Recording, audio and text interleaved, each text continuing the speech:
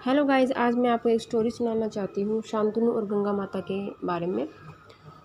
जो शांतनु जो राजा थे वो गंगा से बहुत ज़्यादा प्यार करते थे, वो उनसे शादी करना चाहते थे। लेकिन जो गंगा है वो बोलती है शांतनु को कि मैं आपसे शादी तो कर लूँगी, लेकिन आपको मेरी कुछ कंडीशन, कुछ शर्तों को मानना पड़ेगा, उसके बाद मैं आपसे शादी कर सकती हूँ। तो उनकी क्या कंडीशन थी कि आप मुझे हर चीज़ की आज़ादी दोगे, मुझे किसी चीज़ के लिए आप रोक टोक नहीं करोगे।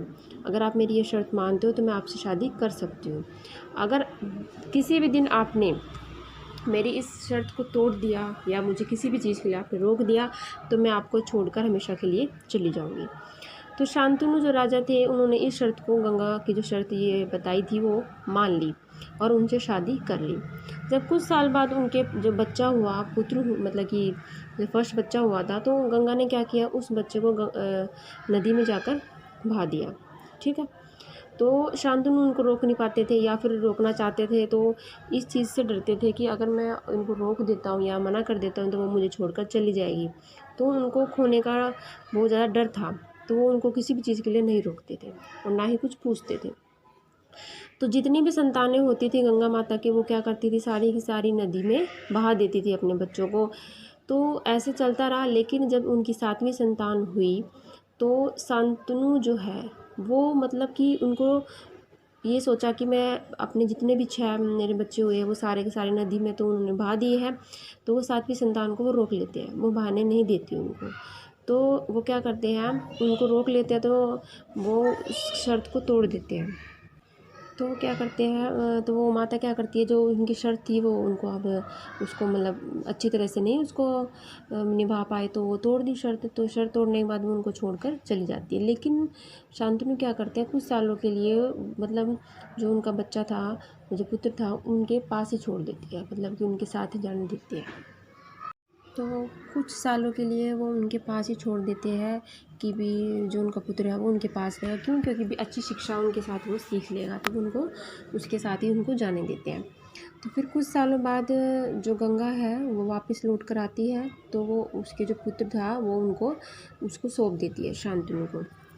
और फिर लेकिन जो शांतनु जो थे राजा, वो मतलब कि अपने पुत्र के लिए, अपने बच्चे के लिए उस चीज़ को, यानी कि उनकी जो वाइफ़ थी वो उनको, उनका त्याग कर दिया, क्योंकि वो तो उनको सौंप के चली गई। लेकिन वो अपने बच्चों को उसने रोक लिया। उनको बहुत अच्छा लगा कि भाई मैं अपने बच्चों को कम से कम, तो लास्ट मेरा जो 7वीं संतान थी मैंने उसको मरने नहीं दिया। ठीक है।